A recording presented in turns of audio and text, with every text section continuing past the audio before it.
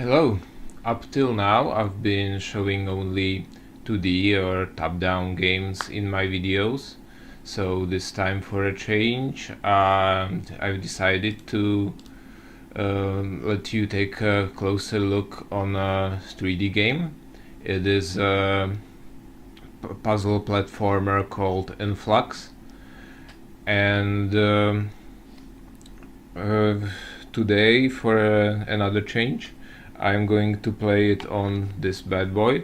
It's a Steam controller, so it's going to be a bit of an introduction of both. So let's go into the game. This is it, InFlux. I'm already halfway, although I've been playing it for about an hour, and although it has gamepad support on its own, I've found the touchpad on the Steam control to be much better for manipulation of the camera than the usual thumbstick. So I've tried both for a while, but I ditched the usual controller and just went with the Steam controller. Yeah, now it takes a bit to load, and here it is. You're this ball. You control your movement with the left thumbstick, and the left touchpad remains pretty useless for this game because it just controls pan and zoom, but you can also control the camera with your right touchpad, so I just use the left stick with my thumb, and that's it. Luckily I don't even use the function buttons for the right thumb because they're quite small compared to those on a normal Xbox controller, and I try to avoid them as much as possible. I just switch to the usual controller when I'm playing 2D platformers and such. Although in this game I really have to admit that the touchpad helps a lot. It makes the camera control completely natural and intuitive. Anyway, that's as much for the Steam controller. Now I'm going to tell you a bit about the game. You're just this ball which moves through these landscapes, which are quite visually appealing, although I've reduced the quality to try and have the recorded video like as little as possible. The game is as much about exploring as it is about finishing like challenges for brains, because right now I'm trying to find as much as I think about 3 of them are enough.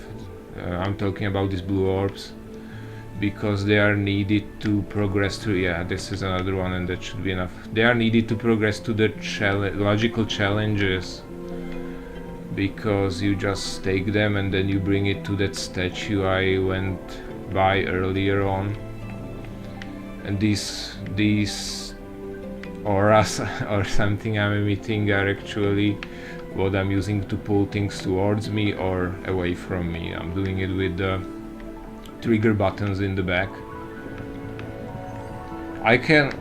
This has activated the vent so I can progress further. Yeah, I can also use the bumper buttons to slow the time and charge in the direction my camera is facing, so that's when the comfortable controls of the Steam controller come in handy.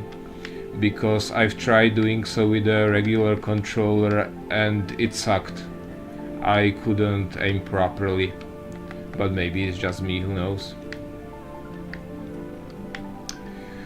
One downside of the controller, the Steam controller, was that since it simulates the movement of the mouse by the right touchpad, the game thought I was playing with both a mouse and a gamepad, and the tutorial messages just switched between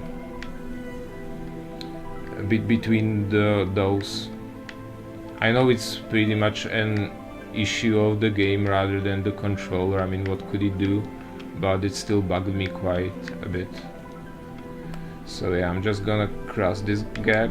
Yeah, this what you have seen a bit earlier, that's quite a recurring issue of the game, that I can pan the camera so that I see through the texture. Sometimes even when I do this, I can see the ground from the bottom, which is a bit annoying, but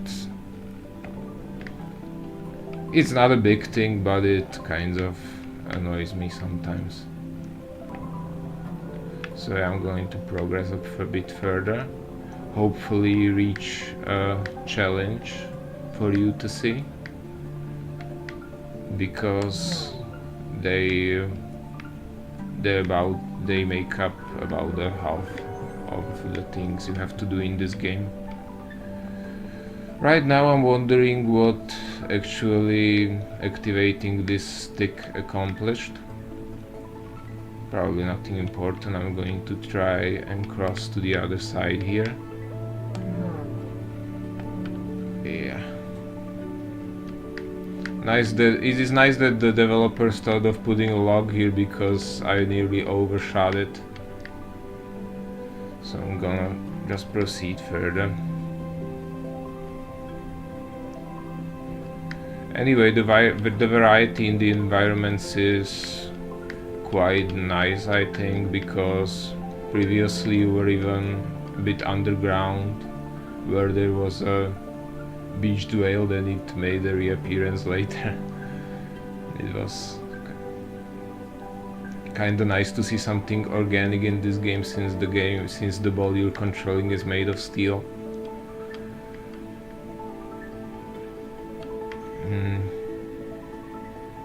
It even drained quite a bit in the previous stage, which was also kinda nice.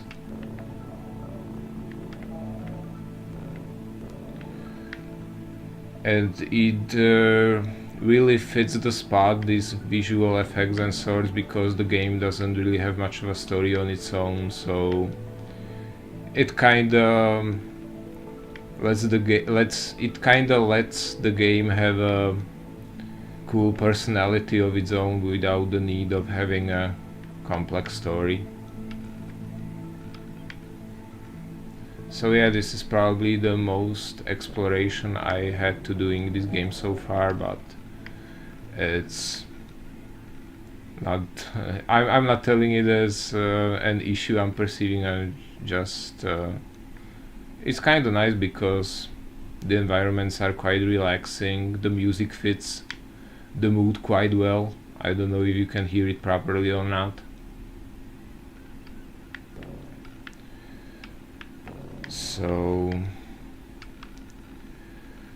these glass houses represent the challenges you need to face, but first you need to do that exploration I mentioned to find those blue orbs. Yeah, the water would probably look a bit, not probably, but definitely would look nicer if I had the better quality of the graphics, which I can, because the video would lag even more. It hopefully doesn't lag too much now.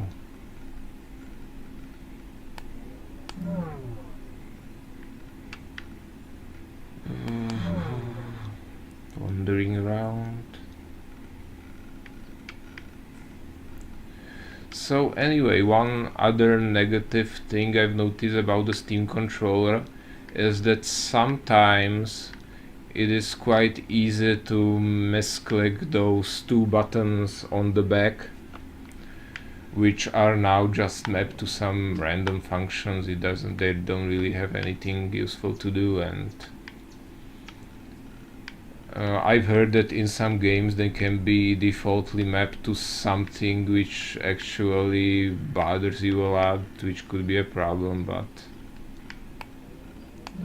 it's just little things.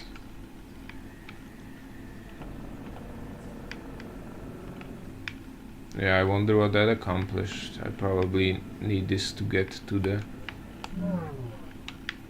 the treetops, and probably there are gonna be some of those blue orbs.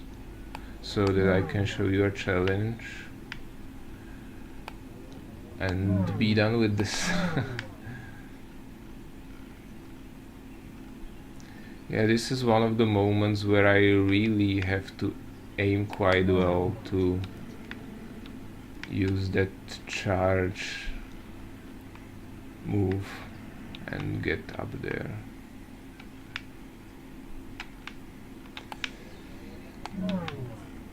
Phew. Almost.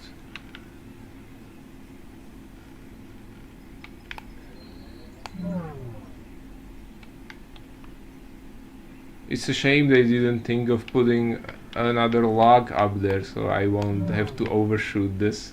But I guess I can have everything, right?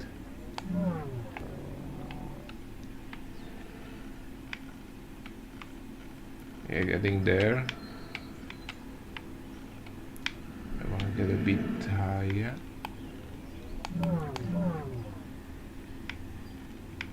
Yeah, I probably could have done it even without charging, but luckily the branches have stopped me. And now I'm hoping that I can get off the tree smooth enough to land on the ledge. Yeah, I did it. So let's move on further. So anyway, this is pretty much the pace the game moves at all the time. It's quite a relaxing game. It's not meant to be kind of adrenaline pumping thing.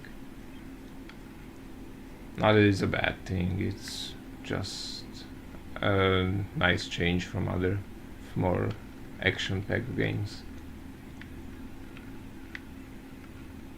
Yeah, and there's another challenge. There's just another challenge to be unlocked, and still no blue orbs for me to actually go there.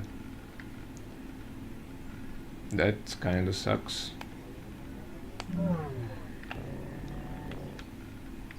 So I have to explore a bit more so that I can have at least 3 of them. Where are they?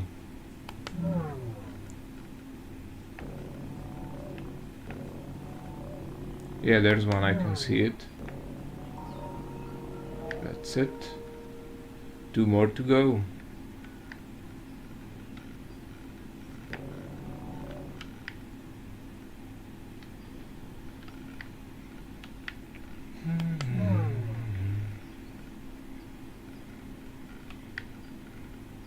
I kinda wish I had something funny to say right now to pass the time.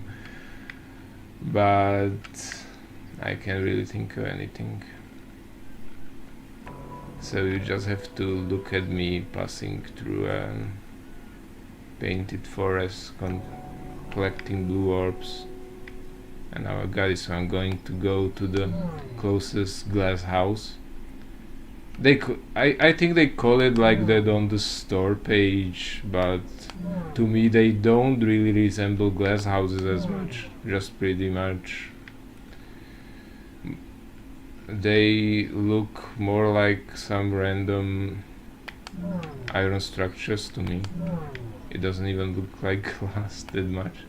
Yeah, I'm going to that one.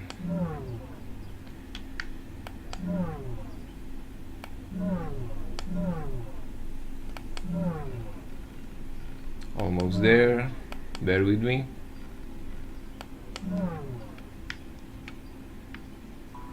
Yeah, now we dust this and you can enter it and face the challenge within. You're in this cloudy universe, and the deal with the entire glass house is that you need to get those colored orbs you can even see through walls to their corresponding areas. So I need to get that orange orb down to that orange area down there. And as usual, the biggest issue of these houses is that it's not as easy to find your way around, because each of them is quite maze-like on its own. And what I do in each and every one of them, and what I'm going to do right now, is that I'm just going to wander around pretty much at random and hopefully figure out what to do along the way. Yeah, as I can see now, you can turn the whole structure up there at 2 different positions. As usual in the game, you don't really move it around 360 degrees, but just back and forth at 90. So it isn't overly complex that way. I kinda like it.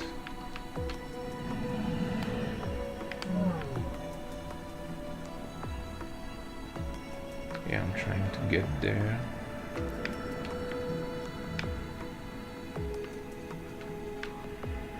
Damn it.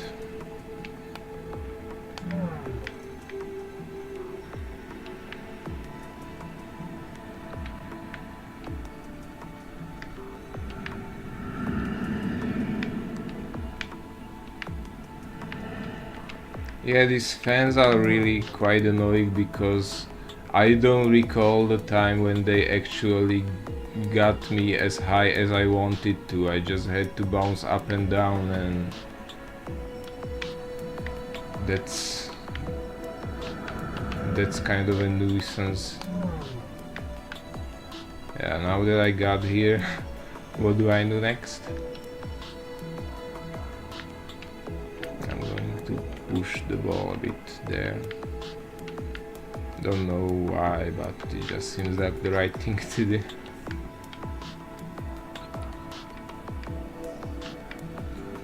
Now if only I remembered what stepping on this thing accomplished.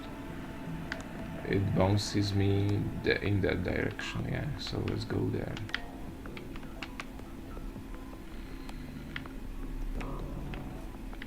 Yeah, I'm going to move the orb here.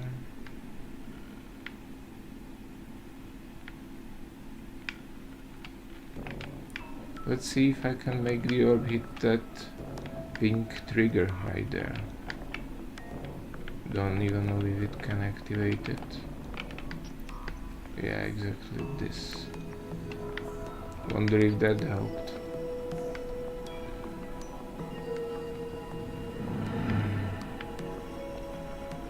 Well, that's kind of disappointing. That didn't seem to have done very much.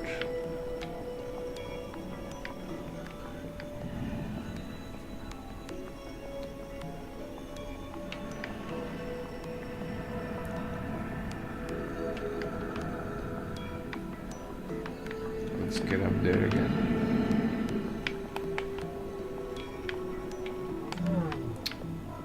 Didn't want to do that.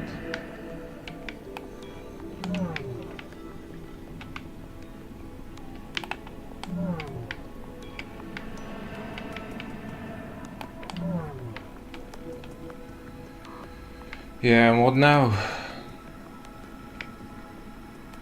Let me think about it for a while.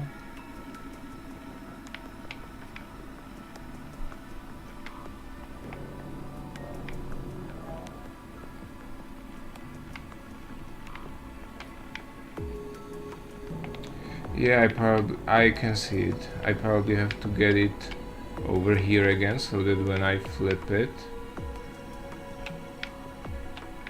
it can get closer to the area I've opened a while ago.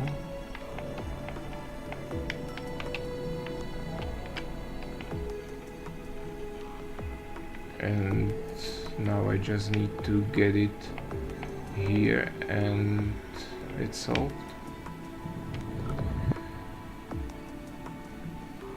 So yeah, that was a small taste of the things that are to do in this game. Apparently there aren't too much of those because as I've already probably mentioned, I've been playing it for an hour or so, and I seem to be past the half of the game. So anyway, what I'm going to say now is that not all puzzles are like the one before, that they are a thing for the wits, but there are even glass houses where you just need to bounce from one place to another with that boosting thing. So that's that.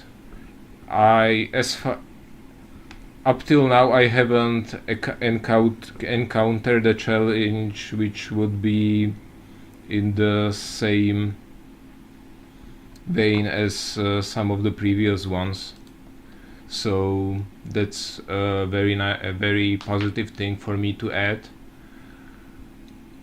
And what's left for me to say is that the difficulty isn't too high. It's even for non-matured audiences. It's quite nice. So the last verdict is that it has some of its quirks, but not as much, so it's good to play, and get it if you can for a discount price. So that's all from me. Thank you for watching and see you next time. Bye.